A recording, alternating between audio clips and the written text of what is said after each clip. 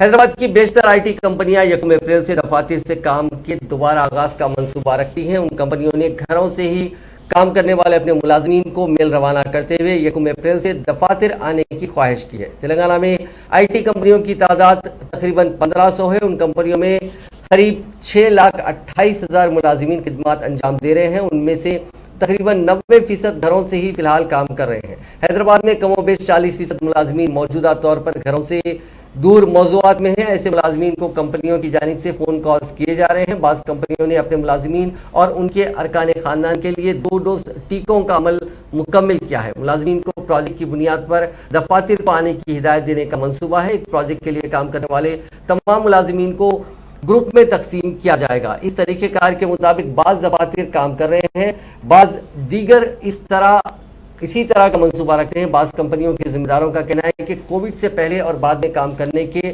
طریقہ کار میں تبدیلی آئی ہے۔ ان کا کہنا ہے کہ گھر میں کام یعنی ورک فرام ہوم کرنے کے کلچر میں تبدیلی اسی وبا نے لائی ہے۔ اس میں فوری تبدیلی کے لیے کچھ وقت درکار ہوگا۔ کووڈ کی تیسری لہر کے خاتمے اور کووڈ کے اثرات مستقبل میں زائل نہ ہونے کے ماہرین کے دعوے کے پیش نظر دفاتر میں کام کرنے کو ترجیح دی جا رہی ہے۔